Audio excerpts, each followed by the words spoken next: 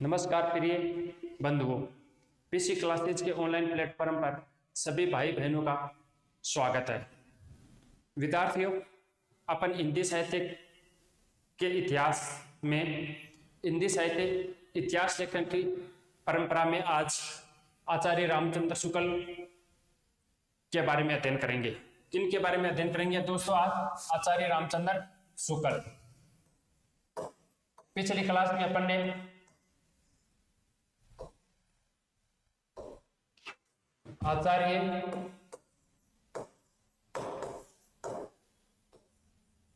रामचंद्र शुक्ल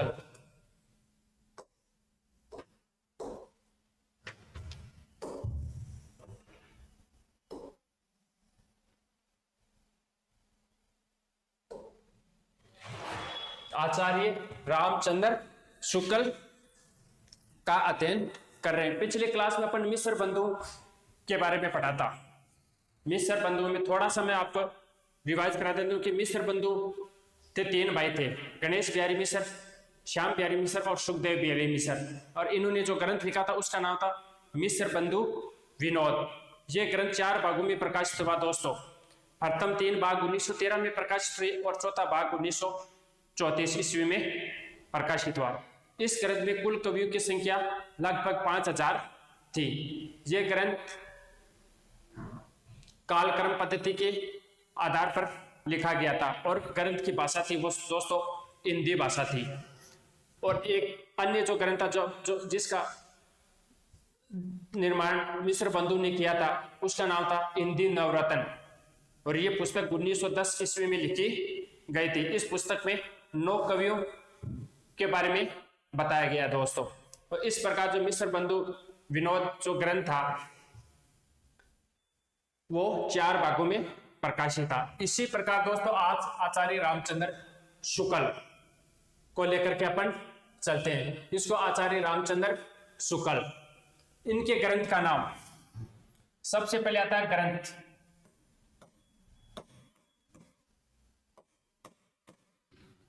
ग्रंथ का नाम है दोस्तों हिंदी साहित्य का इतिहास। हिंदी साहित्य का इतिहास।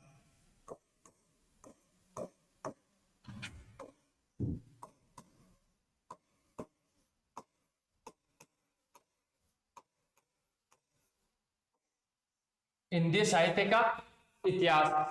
प्रकाशन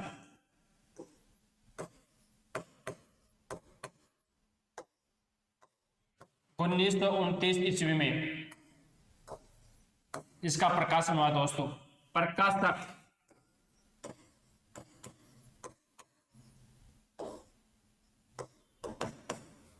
नागरी प्रचारिणी सभा काशी। नागरी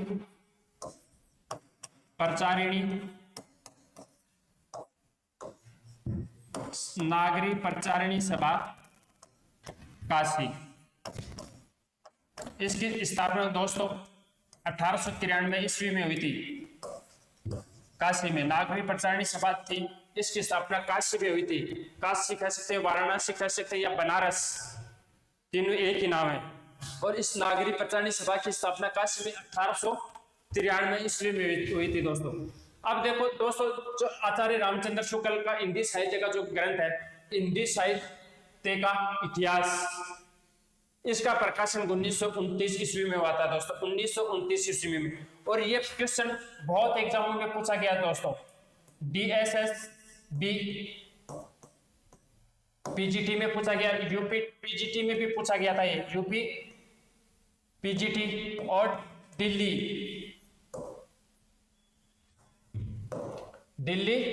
KV PGT में, दिल्ली KV PGT में भी ये क्वेश्चन पूछा गया कि आचार्य रामचंद्र शुक्ल के इतिहास का प्रकाशन कब हुआ। प्रकाशन कब हुआ ये इंपॉर्टेंट है। ग्रंथ का नाम भी इंपॉर्टेंट है और प्रकाशन भी इंपॉर्टेंट है और प्रकाशक, तीनों इंपॉर्टेंट है दोस्तों। आगे आने वाली परीक्षा में कहीं से भी क्वेश्चन पूछ सकते हैं। अगला ग्रंथ का नाम पूछ सकते हैं कि आचार्य रामचंद्र शुक्ल के इतिहास ग्रंथ का क्या नाम है।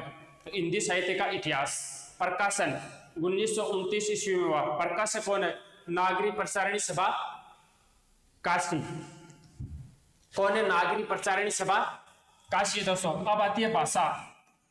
ये ग्रंथ किस भाषा में लिखा गया, ये बात भी इंपॉर्टेंट है। ये ग्रंथ हिंदी भाषा में लिखा गया था दोस्तों।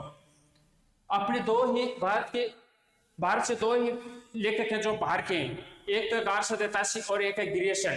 तो जो गार सदेतासी थे उन्होंने अपने ग्रंथ को फ्रेंच भाषा में लिखा और जॉर्ज अब्राहम गिरियसन ने अंग्रेजी भाषा में लिखा था, ये आपको ध्यान रखना है। और बाकी के जो भारत के जो इतिहासकार है ना, जिन्होंने साहित्य का इतिहास ग्रंथ लिखा, उन्होंने सभी ने हिंदी भाषा में अपना इतिहास ग्रंथ लिखे थे, सभी ने हिंदी भाषा का ही प्रयोग किया है। गार सदेतासी ने फ्रेंच भाषा का और जॉर्ज इब्राहिम गिरियसन ने अंग्रेजी भाषा का प्रयोग करके अपने हिंदी साहित्य के इतिहास ग्रंथों को लिखा। तो भाषा हिंदी थी दोस्तों। पद्धति की बात आती है तो दोस्तों इन्होंने विधेयवादी पद्धति है, इसका उपयोग किया, विधेयवादी। और ये हिंदी साहित्य इतिहास की सर्वश्रेष्ठ पद्धति भी है। ये हिंदी साहित्य इतिहास ग्रंथ लिखने की जो सर्वश्रेष्ठ पद्धति भी है दोस्तों, सर्वश्रेष्ठ पद्धति हिंदी साहित्य इतिहास। पहले क्वेश्चन आया हुआ है कि हिंदी साहित्य इतिहास की सर्वश्रेष्ठ पद्धति कौन सी है। हिंदी साहित्य इतिहास लेखन की सर्वश्रेष्ठ पद्धति, तो आपका उत्तर होना चाहिए विधेयवादी पद्धति, उत्तर होगा। और इस पद्धति के जो जनक है वह है तेन मोदे। जब मैं पद्धतियां पढ़ा रहा था आपको, तब मैंने आपको ये विधेयवादी पद्धति उसका जनक लिखवाया था, तेन या वेन भी कह सकते हैं। और उन्होंने इस जो विधेयवादी पद्धति है इसमें 3 तत्व को सक्रिय रूप से सम्मिलित किया है, वो है जाति, वातावरण और क्षण विशेष। इन 3 तत्वों को लेकर उन्होंने विधेयवादी जो पद्धति है उसको परिभाषित किया है। तो ये आचार्य और भारत में इस पद्धति को अपनाने वाले जो इतिहासकार हैं वो थे रामचंद्र शुक्ल। अब आती है कुल कवि की बात। कुल कवि तो कुल कवियों की संख्या दोस्तों इसमें 1000 के लगभग है। कितनी है? लगभग 1000। इसमें कवियों की संख्या दोस्तों 1000। शिव सिंह सरोज के ग्रंथ में भी 1000 थे, लगभग 1000।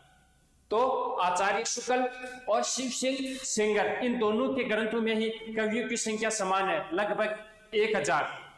मिश्र बंधु के ग्रंथ में कितने थे? 5000 कवि थे। गार सदासी में 738 और गिरियसन के ग्रंथ में 952 कवि थे दोस्तों। और शुक्ल और सेंगर के ग्रंथ में जो कवियों की संख्या वो लगभग 1000 के लगभग है दोस्तों।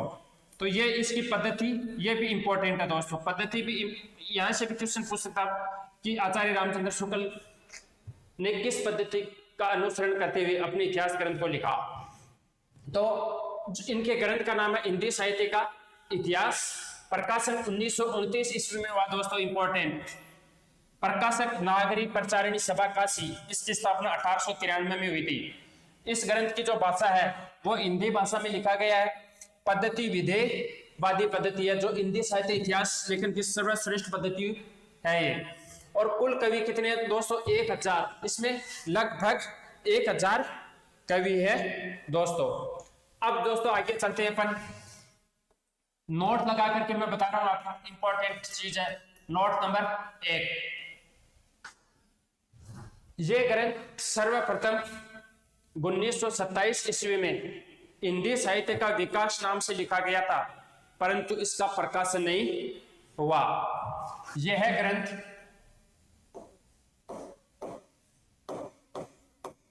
ग्रंथ सर्वप्रथम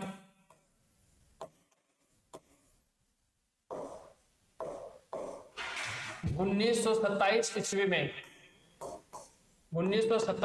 में हिंदी साहित्य का विकास, हिंदी साहित्य का विकास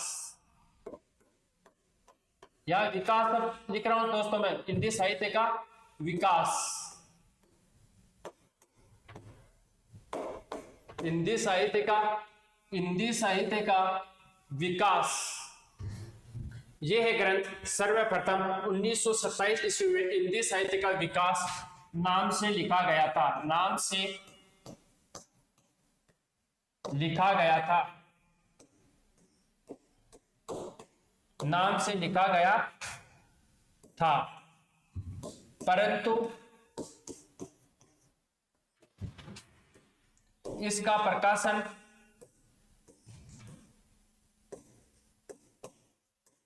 नहीं हो सका, परंतु इसका प्रकाशन नहीं हो सका। लिखा तो सबसे पहले 1927 ईस्वी में लिख दिया था आचार्य रामचंद्र शुक्ल ने। हिंदी साहित्य के विकास नाम से लिखा था 1927 ईस्वी में, लेकिन किसी कारणवश से इस ग्रंथ का प्रकाशन नहीं हो सका। अब नंबर नोट 2 नंबर का नोट नंबर 2,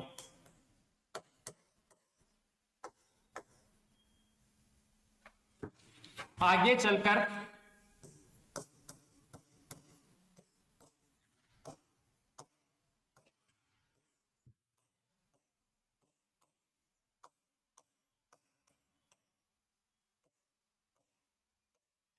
चलकर यह ग्रंथ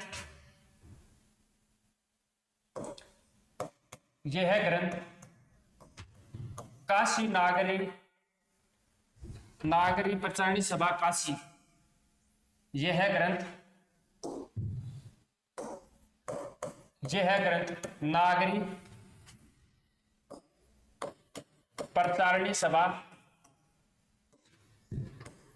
यह ग्रंथ नागरी प्रचारणी सभा काशी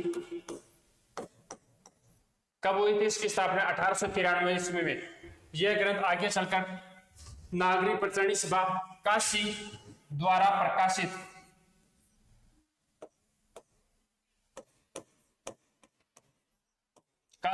प्रकाशित हिंदी शब्द सागर, हिंदी शब्द सागर, हिंदी शब्द सागर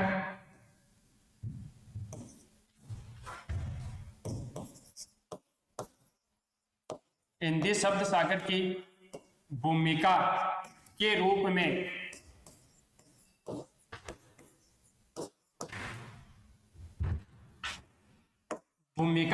में सन 1929 ईस्वी में हिंदी साहित्य का इतिहास, हिंदी साहित्य का इतिहास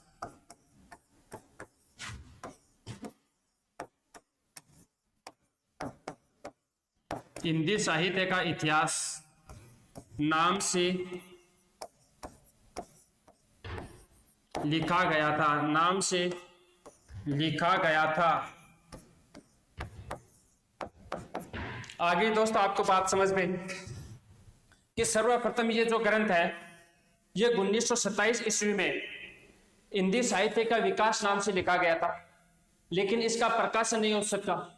आगे चलकर यह ग्रंथ नागरी प्रचारणी सभा, आगे चलकर यह ग्रंथ है वो नागरी प्रचारणी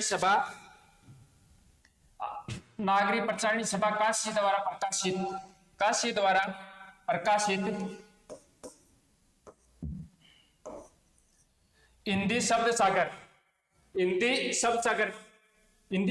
ये 1928 ईस्वी में हुआ था इसका गठन। हिंदी शब्द सागर का कब हुआ था इसका गठन? 1928 ईस्वी में हुआ था। की भूमिका के रूप में हिंदी शब्द सागर की भूमिका, हिंदी शब्द सागर की भूमिका के रूप में 1929 ईस्वी में हिंदी साहित्य का इतिहास नाम से लिखा गया। यहां से क्वेश्चन पूछे गए दोस्तों। आरपीसी कॉलेज लेक्चर एग्जाम में 2014 में पूछा गया था और दोबारा आया था यूपी पीजीटी के अंदर भी ये क्वेश्चन दोबारा पूछ लिया गया था। तो 2 बार दोस्तों ये क्वेश्चन पूछा गया था। आरपीसी कॉलेज लेक्चर हिंदी विषय में 2014 में ये क्वेश्चन ऐसे पूछा गया था कि हिंदी शब्द सागर की भूमिका के रूप में किस ग्रंथ का प्रकाशन हुआ?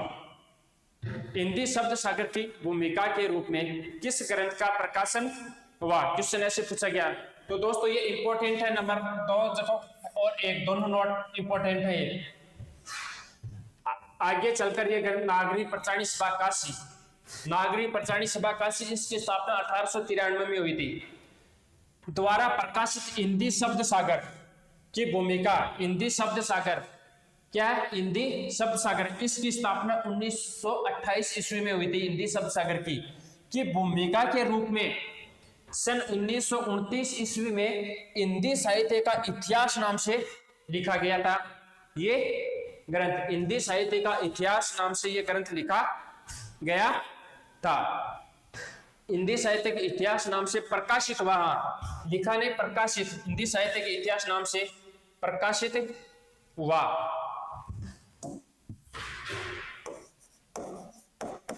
इतिहास नाम से प्रकाशित हुआ, प्रकाशित हुआ दोस्तों। तो ये बात इंपॉर्टेंट है। तो गिरियसन का ग्रंथ है पहले, वो भी हुआ था, उसमें भी द रॉयल ओरिएंटल जो प्रेस थी, the Royal Asiatic Society of Bengal की पत्रिका के विशेषांक के रूप में गिरियसन के ग्रंथ का प्रकाशन हुआ था। और शुक्ल के ग्रंथ का हिंदी शब्द सागर की भूमिका के रूप में 1929 ईस्वी में हिंदी साहित्य का इतिहास नाम से इसका प्रकाशन हुआ। अच्छी तरह से देख लीजिए दोस्तों, समझ लीजिए, नोट लिखवाए तो इंपॉर्टेंट भी है, ये क्वेश्चन पहले आ चुका है। अब चलो आगे चलते हैं दोस्तों। महत्वपूर्ण तथ्य,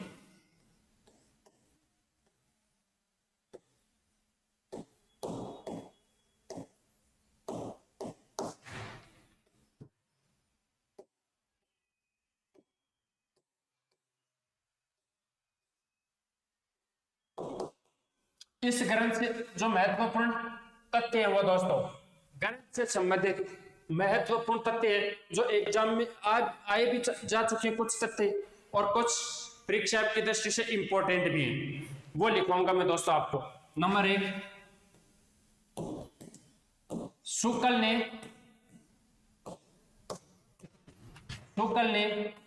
हिंदी साहित्य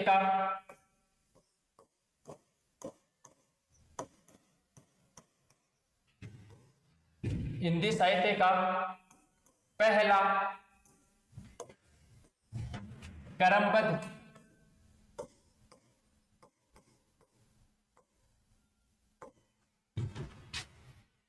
इतिहास ग्रंथ लिखा, पहला क्रमबद्ध इतिहास ग्रंथ लिखा।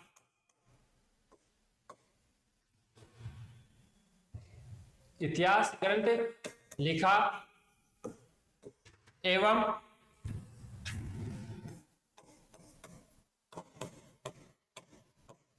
साहित्यिक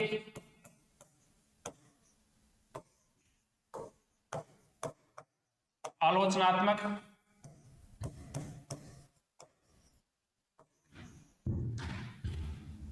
की पद्धति का अनुसरण किया, की पद्धति को विकसित किया।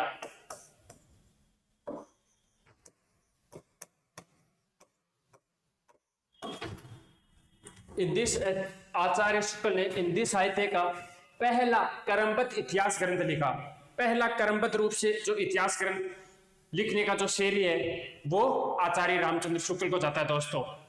और फिर उन्होंने साहित्यिक आलोचनात्मक की पद्धति को विकसित भी किया। साहित्य के अंदर जो आलोचनात्मक जो पद्धति होती है उसको भी विकसित करने का श्रेय आचार्य रामचंद्र शुक्ल को जाता है दोस्तों। नंबर 2 है शुक्ल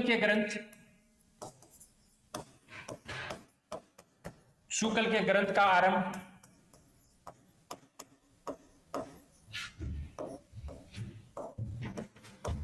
सिद्धू की वाणियों से होता है। शुक्ल के ग्रंथ का आरंभ सिद्धू की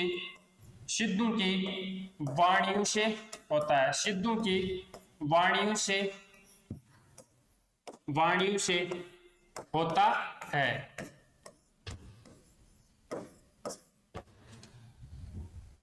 इंपॉर्टेंट, शुक्ल के ग्रंथ का आरंभ सिद्धों की वाणियों से होता है। नंबर 2 पॉइंट क्या कि आचार्य शुक्ल के जो इतिहास ग्रंथ है, आचार्य शुक्ल का जो इतिहास ग्रंथ है दोस्तों, इसका आरंभ है वो सिद्धों की वाणियों से होता है।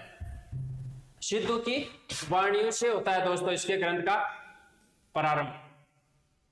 अब नंबर 3 पॉइंट, आचार्य शुक्ल ने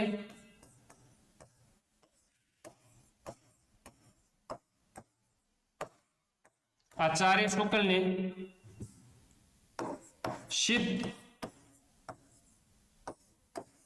नाथ व जैनु आचार्य शुक्ल ने सिद्धों, नाथों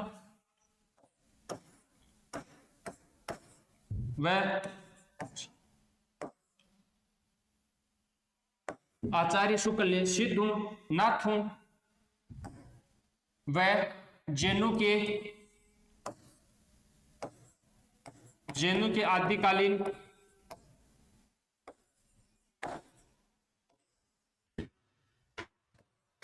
आदिकालीन साहित्य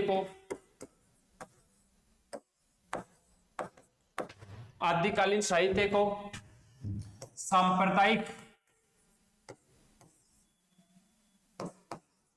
सांप्रदायिक शिक्षा मात्र कहकर उनका उपहास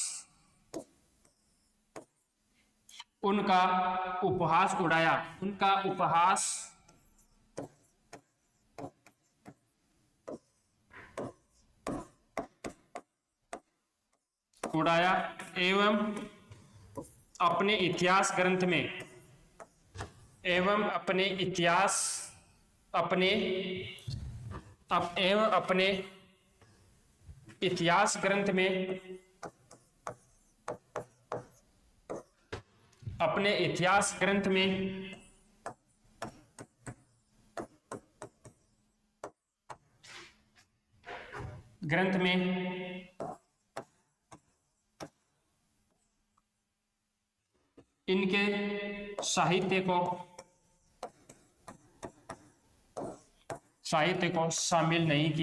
इनके साहित्य को शामिल नहीं किया, यह भी इंपॉर्टेंट है दोस्तों। 3 नंबर का पॉइंट, ये आचार्य रामचंद्र शुक्ल ने सिद्धों, नाथों व जैनों के आदिकालीन साहित्य को सांप्रदायिक शिक्षा मात्र कहकर के पुकारा। आदिकालीन साहित्य को क्या सांप्रदायिक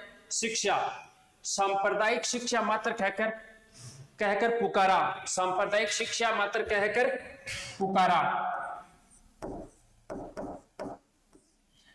पुकारा एवं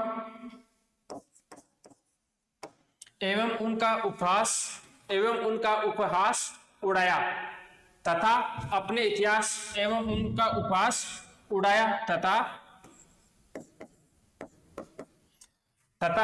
अपने इतिहास ग्रंथ में इनके साहित्य को शामिल नहीं किया। तो अपने इतिहास ग्रंथ में इनके साहित्य को शामिल, किसके साहित्य को? सिद्ध, नाथ और जैनु। पहले क्वेश्चन आ चुका है कि आचार्य शुक्ल ने अपने इतिहास ग्रंथ में किन के साहित्य को शामिल नहीं किया। उत्तर इस प्रकार थे कि सिद्धों, नाथों, जैनों, बौद्धों। तो दोस्तों किसके इतिहास ग्रंथ को शामिल? क्वेश्चन कैसे था कि आचार्य रामचंद्र शुक्ल ने अपने हिंदी साहित्य के इतिहास ग्रंथ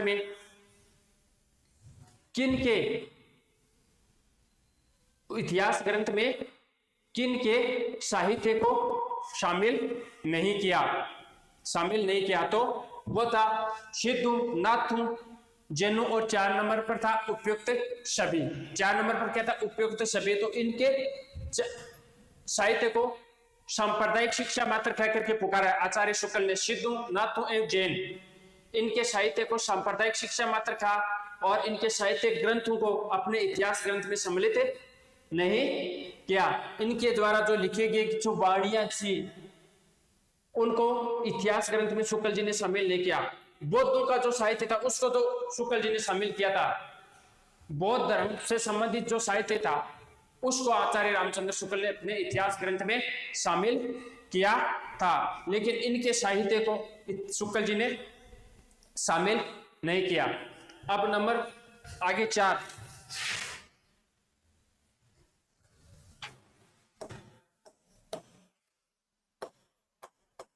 आचार्य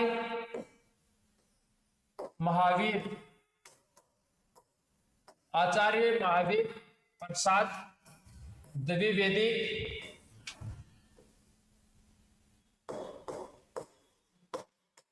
आचार्य महावीर प्रसाद द्विवेदी के बाद हिंदी भाषा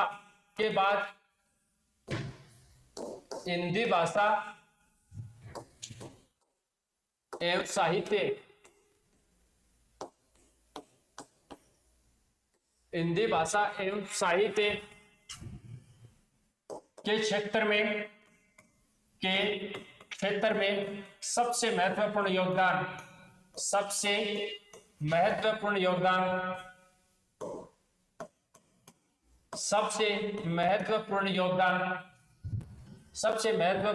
आचार्य शुक्ल का है। सबसे महत्वपूर्ण योगदान आचार्य शुक्ल का है। सबसे महत्वपूर्ण योगदान आचार्य शुक्ल का है।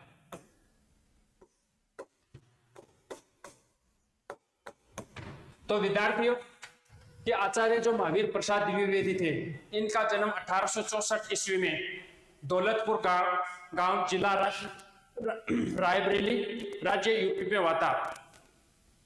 और आचार्य रामचंद्र शुक्ल का जन्म 1884 ईस्वी में बस्ती जिले के अगोना नामक गांव में हुआ था, और यह उत्तर प्रदेश राज्य में पड़ता बस्ती। तो महावीर प्रसाद जो द्विवेदी है, उनका जन्म 1864 में, और आचार्य शुक्ल का कब हुआ? 1884 ईस्वी में हुआ था। तो आचार्य महावीर प्रसाद द्विवेदी के बाद हिंदी भाषा एवं साहित्य के क्षेत्र में सबसे बड़ा जो योगदान है वो आचार्य शुक्ल का है। पहला जो योगदान है वो आचार्य महावीर प्रसाद द्विवेदी का है दोस्तों।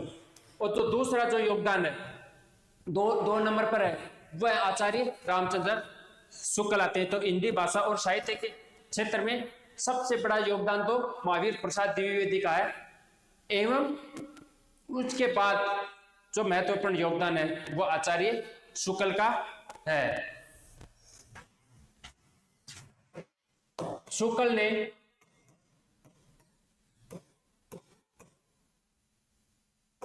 शुक्ल ने हिंदी काव्य का स्वरूप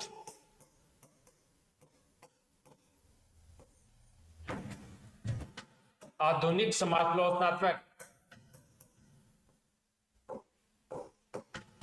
समालोचनात्मक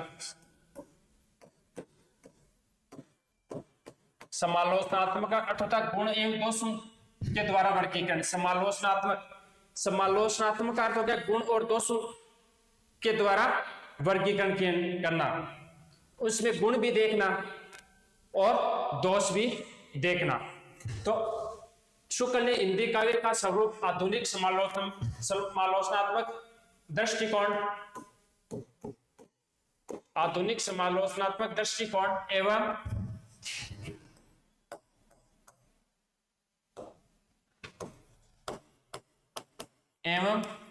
वैज्ञानिक विश्लेषणात्मक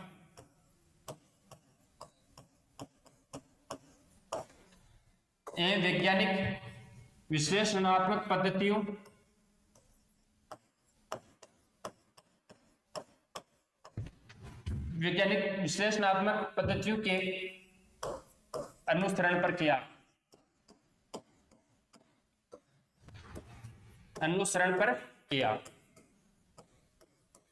आचार्य रामचंद्र शुक्ल ने जो हिंदी साहित्य का काव्य का जो स्वरूप है उसमें उन्होंने आधुनिक समालोचनात्मक दृष्टिकोण भी अपनाया। एक वैज्ञानिक विश्लेषणात्मक पद्धति के द्वारा भी अपने हिंदी साहित्य इतिहास ग्रंथ को विकसित किया या लिखा। तो उसमें वैज्ञानिक विश्लेषणात्मक पद्धतियों का भी अनुसरण किया था आचार्य शुक्ल ने।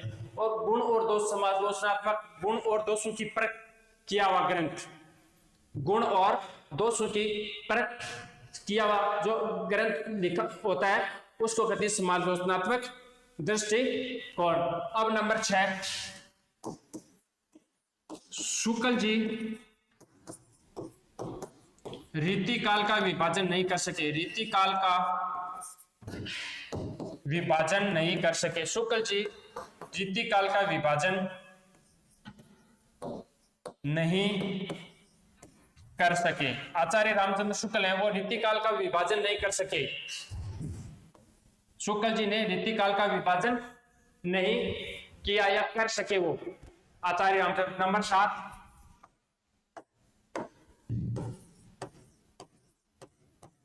शुक्ल का यह कथन है, यह कथन है कि मैंने इन 1000 कवियों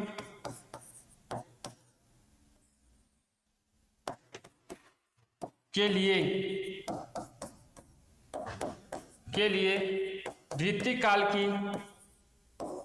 रीतिकाल की परिचयात्मक भूमिका, रीतिकाल की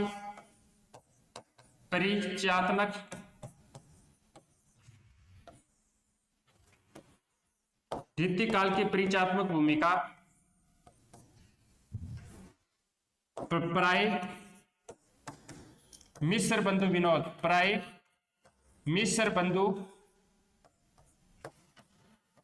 विनोद ग्रंथ से ग्रहण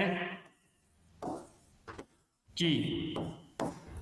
आचार्य रामचंद्र शुक्ल का यह कथन है कि मैंने रीतिकाल के जो कवि हैं उनके परिचयात्मक भूमिका, उनकी परिचय से संबंधित जो भूमिका है, परिचय से संबंधित जो डेटा है वो मैंने मिश्र बंधु विनोद जो ग्रंथ है, मिश्र बंधु ने लिखा था, मिश्र बंधु विनोद, उस ग्रंथ से ग्रहण किए, उस ग्रंथ से हूबहू ग्रहण किए, यानी टीपा है उन्होंने मिश्र बंधु विनोद से रीतिकाल के कवियों की परिचयात्मक जो भूमिका है वो उन्होंने इस ग्रंथ से टीपी है। तो ये है दोस्तों इनके जो आचार्य शुक्ल के जो अपन महत्वपूर्ण बिंदुओं के बारे में चर्चा कर रहे हैं वर्तमान में, उनमें से जो इंपॉर्टेंट पॉइंट है वो मैं आपको लिखा रहा हूं दोस्तों। और आगे भी अपन इन्हीं के जो इंपॉर्टेंट टॉपिक है उनके बारे में भी चर्चा करेंगे।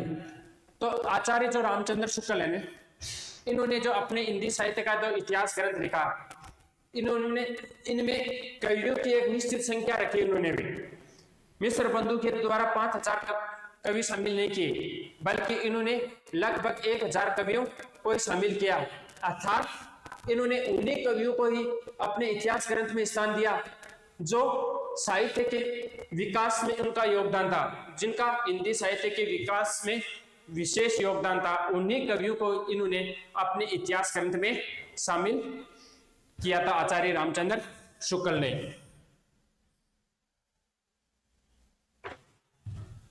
नंबर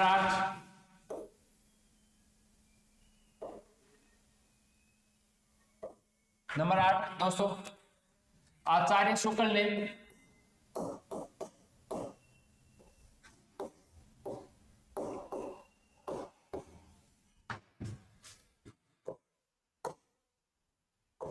अपने ग्रंथ में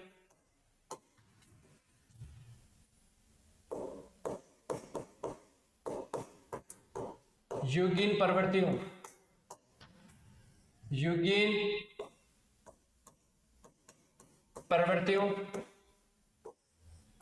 का समावेश भी किया। युगीन प्रवृत्तियों का समावेश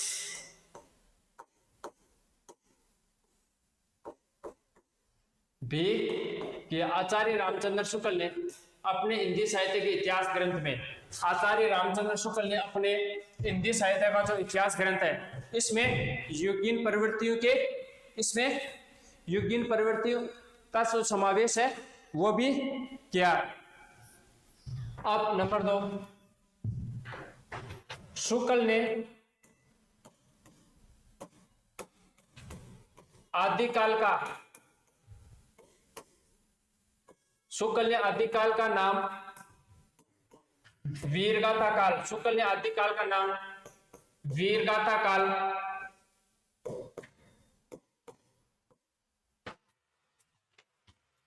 वीरगाथा काल निम्न 12 रचनाओं के आधार पर, निम्न 12 रचनाओं के आधार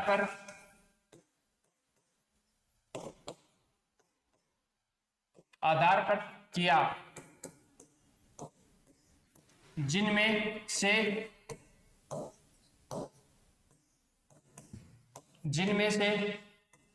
8 रचनाएं हिंदी भाषा, जिनमें से 8 रचनाएं क्या है, हिंदी या देश भाषा भी कह सकते हैं।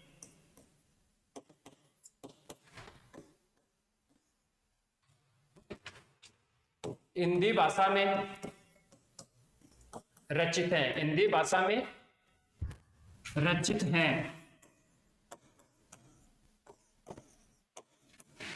तथा 4 रचनाएं अपभ्रंश भाषा में, तथा 4 रचनाएं अपभ्रंश भाषा में रचित हैं। यह इंपॉर्टेंट बात है दोस्तों, बहुत इंपॉर्टेंट 9 नंबर का पॉइंट, 8 दोनों। शुक्ल ने अपने इतिहास ग्रंथ में युगीन प्रवृत्तियों का समावेश किया था। युगीन प्रवृत्तियों का होता है विशेषताएं, उस युग की जो विशेषताएं होती थी उनका भी शुक्ल ने अपने इतिहास ग्रंथ में समावेश किया। फिर नंबर जो 9 है, शुक्ल ने आदिकाल का नाम वीरगाथा काल रखा था। शुक्ल ने आदिकाल को क्या नाम रखा था, वीरगाथा काल रखा था। तो अब वीरगाथा काल नाम रखा उन्होंने, तो वीरगाथा नाम रखने के पीछे इसके कारण थे, इसके कुछ कारण थे। उन कारणों में से एक है कि इनमें जो 12 रचनाएं, शुक्ल ने इन 12 रचनाओं के आधार पर आदिकाल का नाम वीरगाथा काल रखा। उन 12 रचनाओं में से 8 रचनाएं तो हिंदी भाषा की थी, 8 रचनाएं तो हिंदी भाषा की थी और 4 जो रचनाएं थी वो अपभ्रंश भाषा की थी। अब क्वेश्चन ये बनता कि 8 जो रचनाएं थी ना हिंदी भाषा की, वो कौन कौन सी थी, और जो 4 जो रचनाएं हैं अपभ्रंश भाषा की, वो कौन कौन सी है, वो कौन कौन सी है। तो अब अपन इन रचनाओं के बारे में अध्ययन करते हैं। मैं ट्रिक के माध्यम से आपको ये 12 रचनाओं को 1 मिनट के अंदर समझा दूंगा दोस्तों, ट्रिक के माध्यम से। अब देखो, इन जो 8 जो हिंदी की रचनाएं हैं, वो नंबर 1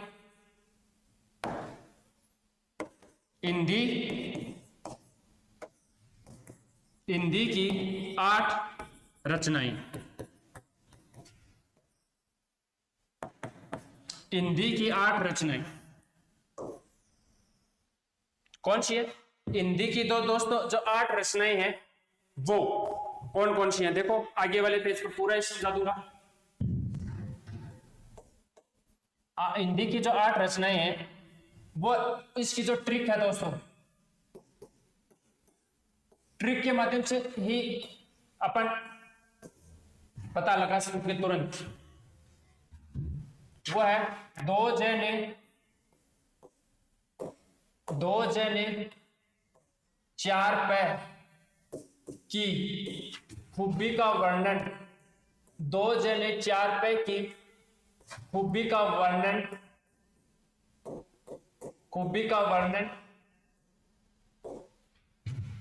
हिंदी में किया, खूबी का वर्णन हिंदी में किया। क्योंकि हिंदी भाषा की है ना, इसलिए मैंने हिंदी लिख दिया, हिंदी में किया, आपके याद रह जाएगा। ये ट्रिक वाली लाइन आप याद रखो बस। ट्रिक जो 8 रचनाएं है ना, शुक्ल जी ने जिन रचनाओं के आधार पर जो 12 रचनाएं बताई, उनमें से 8 रचनाएं हिंदी भाषा की है। तो उन 8 रचनाओं का को ट्रिक क्या है, 2 जने 4 पैर की, 2 जने 4 पैर की खूबी का वर्णन, 2 जने 4 पैर की खूबी का वर्णन हिंदी में किया, अब देखो कौन कौन सी है। 2 जय नंबर 1, 2 जय में कौन सा नंबर 1 पर कौन सी आएगी, जे चंद्र प्रकाश, जे चंद्र प्रकाश, जय चंद्र प्रकाश। इसके लेखक कौन है दोस्तों? जय चंद्र प्रकाश के भट्ट केदार। कौन है लेखक? भट्ट केदार। नंबर 2, जे मयंक जस चंद्रिका, जे मयंक जस चंद्रिका, जे मयंक जस चंद्रिका। इस जे मयंक जस चंद्रिका, इसके कौन है लेखक? मधुकर कवि, मधुकर कवि। यह है दो जय। दो जय का मतलब दोनों का शुरुआत जैसे हो रही है, इसका मतलब दो जय, मतलब दो जय हो गया ना। एक नंबर पर जय चंद्र प्रकाश, जय चंद्र प्रकाश भट्ट केदार, और जय में जस चंद्रिका मधुकर कवि। नंबर 3, चार पै। अब चार पै का मतलब चार पुस्तकें हैं जो पै शब्द आएगा उनमें, पै अक्षर आएगा उनमें। नंबर 3 पर पृथ्वीराज, पृथ्वीराज रासो, पृथ्वीराज रासो। कौन है लेखक? चंद बरदाई, चंद बरदाई, चंद बरदाई। कई सोचते हैं कि द के नीचे रहता, रह नहीं आता। हिंदी साहित्य का जो इतिहास ग्रंथ है ना आचार्य रामचंद्र शुक्ल, उसमें द लिखा, द के नीचे रह नहीं है, चंद बरदाई नाम है सिर्फ, चंद बरदाई। नंबर 4, परमाल रासो, परमाल रासो। कौन है? परमाल रासो। लेखक कौन है? जगनिक। परमाल रासो लेखक कौन है? जगनिक। नंबर 5, खुसरो की पहेलियां, खुसरो की पहेलियां। अब यहां पर पै यहां पर आया दोस्तों, शुरुआत में नहीं आया, आपको याद रखना ट्रिक से। खुसरो की पहेलियां, ये याद रखना, पै यहां पर शुरू में नहीं आया करके अंत के शब्द में आया। तो इसके किसने लिखी खुसरो की पहेलियां? अमीर खुसरो, अमीर खुसरो ने। नंबर 6, विद्यापति पदावली, विद्यापति पदावली, विद्यापति पदावली। कौन है इसके लेखक? विद्यापति। लेखक कौन है? विद्यापति, या मिथिल कोकिल भी कहते हैं इनको। तो चार पैकी वाली हो गई ना, 1, 2, 3 और 4, ये 4 पै वाली रचनाएं आ गई। अब खूबी, खूब 6 हो गई। 7 नंबर पर खूबी, खू शब्द अलग है, बी अलग है। खूबी, खू का तो होगा खुमाण रासो। क्या होगा? खुमाण रासो।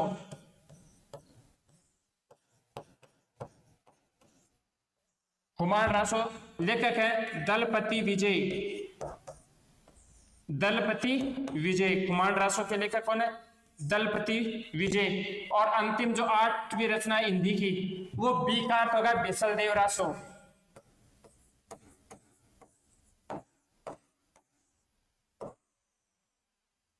बिसलदेव रासो।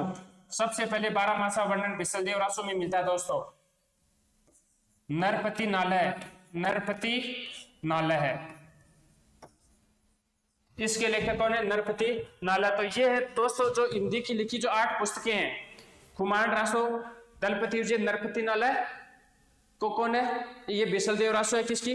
नरपति नालय। तो पहली दो जय में जय चंद्र प्रकाश और जय में जस चंद्रिका, 2 जय।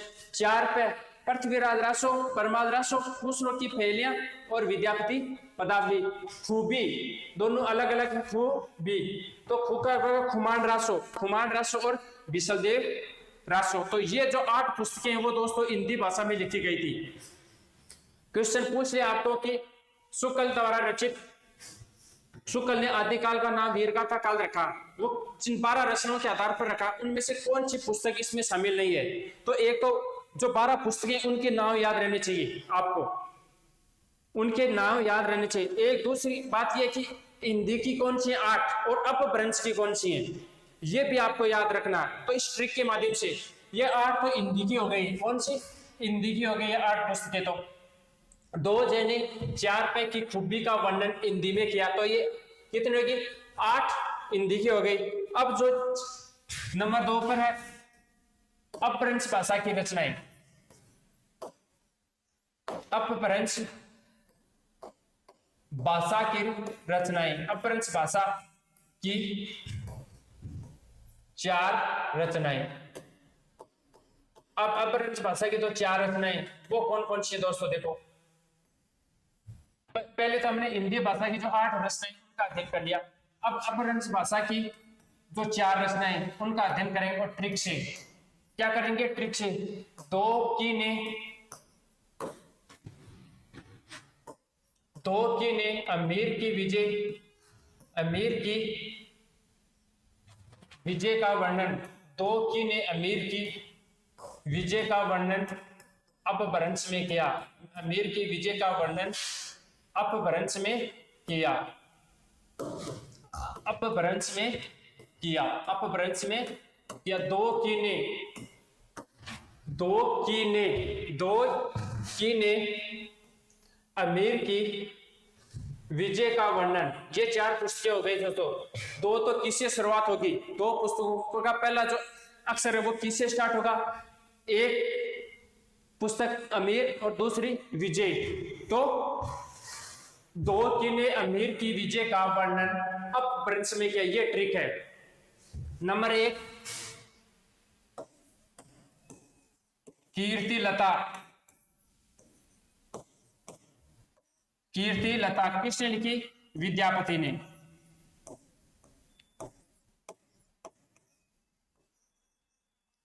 नंबर 2, कीर्ति पताका,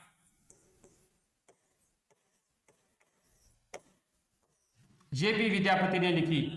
कीर्ति लता और कीर्ति पताका दोनों के लेखक विद्यापति हैं। दो की ने, दोनों किससे स्टार्ट हो रही? दोनों ही पुस्तकों के नाम किससे स्टार्ट हो रहे? तो दो की ने हमीर। नंबर 3, अमीर रासो,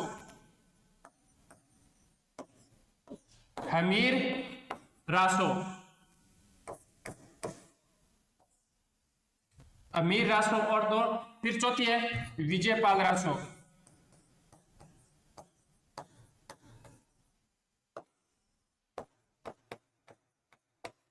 अमीर रासो का कौन है? सारंगधर। ये सारंगधर द्वारा लिखी गई थी दोस्तों। और इसके विजयपाल रासो नल सिंह।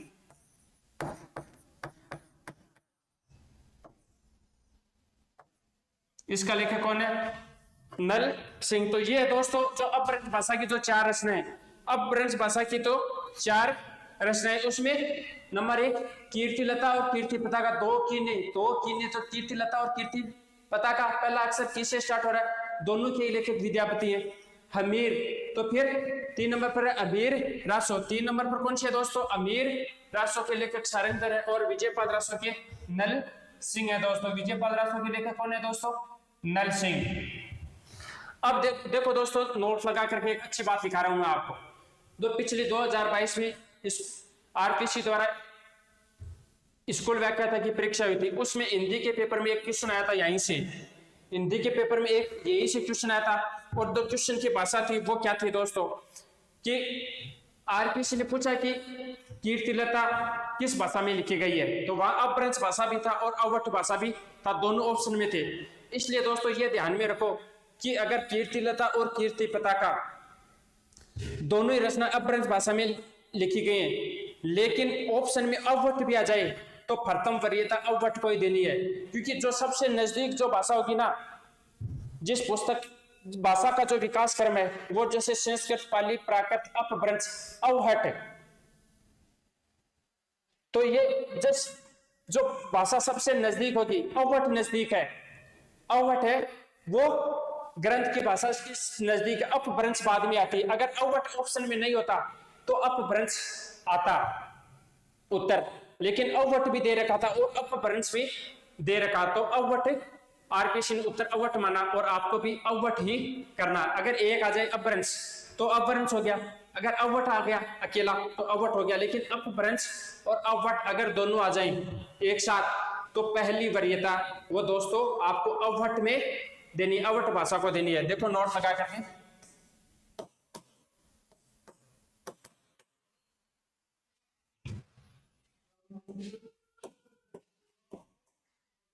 कीर्तिलता एवं कीर्ति पताका,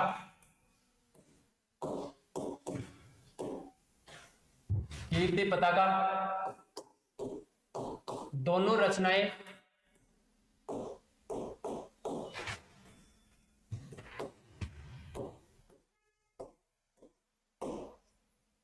अपभ्रंश भाषा में, दोनों रचनाएं अपभ्रंश भाषा में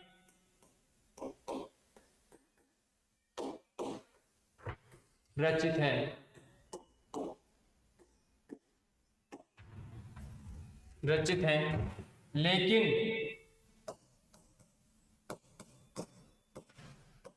अगर ऑप्शन में, लेकिन अगर ऑप्शन में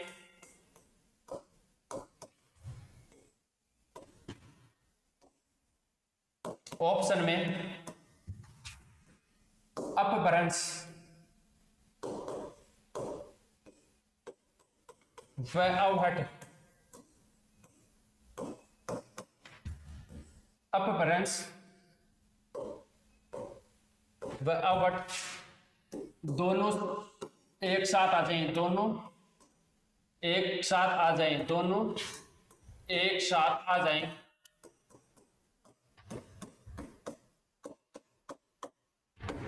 आ जाएं तो प्रथम वरीयता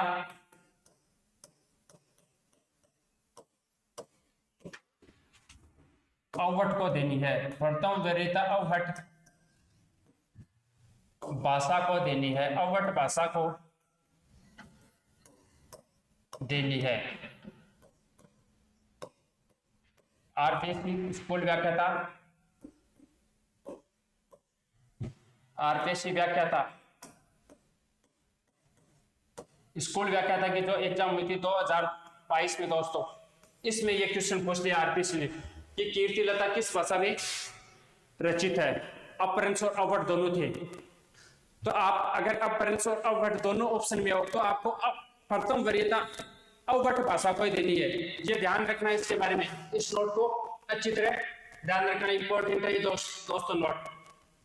अगर दोनों कीर्तिलता कीर्ति पताका के अगली बार मान लो कीर्ति पताका के बारे में पूछ ले या वही क्वेश्चन रिपीट हो जाए तो ये अवहट भाषा को वरीयता देनी है, आपको प्रथम वरीयता अवहट भाषा को ही देनी है दोस्तों। शुक्ल के अन्य ग्रंथ, शुक्ल के अन्य प्रमुख ग्रंथ, शुक्ल के अन्य प्रमुख ग्रंथ। अब कौन कौन से दोस्तों आचार्य शुक्ल के जो प्रमुख अन्य ग्रंथ है जिनके बारे में परीक्षा में पूछा गया, नंबर 1 है रस मीमांसा। कौन सा है? रस मीमांसा। यह सैद्धांतिक समीक्षा से संबंधित ग्रंथ क्या है? सैद्धांतिक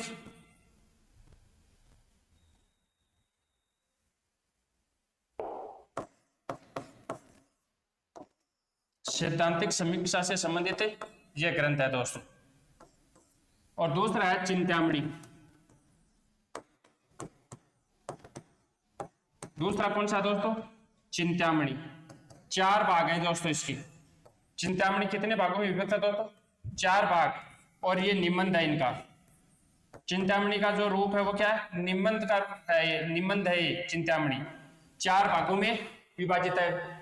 कई बार पूछा गया एग्जामों में चिंतामणि ग्रंथ के लेखक कौन है या चिंतामणि कितने भागों में रचित है। चिंतामणि के लेखक कौन है या चिंतामणि है वो कितने भागों में रचित है। अब आता है शुक्ल का एक जो प्रसिद्ध कथन है,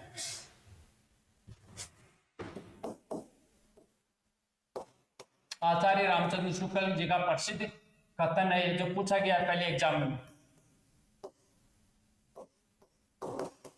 चिंतामणि ग्रंथ में ये कथन, यदि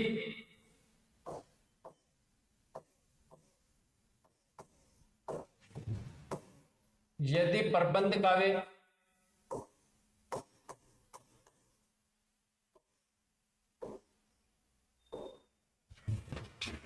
एक विस्तृत, यदि प्रबंध काव्य एक विस्तृत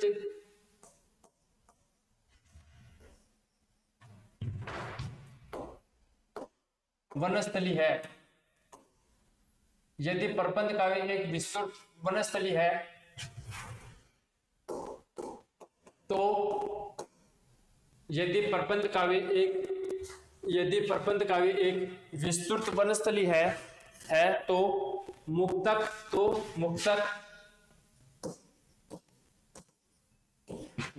एक चुना हुआ गुलदस्ता, मुक्तक एक चुना हुआ गुलदस्ता, मुक्तक एक चुना हुआ गुलदस्ता। ये इनका प्रसिद्ध कथन है दोस्तों, शुक्ल जी का चिंतामणि पुस्तक से लिया गया है। प्रसिद्ध कथन, यदि प्रबंध काव्य एक विस्तृत वनस्थली है तो मुक्तक एक चुना हुआ गुलदस्ता। यह है दोस्तों आज अपने हिंदी साहित्य इतिहास लेखन की जो परंपरा का अध्ययन कर रहे हैं, और 5 नंबर पर जो इतिहासकार थे आचार्य रामचंद्र शुक्ल, इनके बारे में आज आपने अध्ययन किया है दोस्तों। तो दोस्तों आज की क्लास में इतना ही।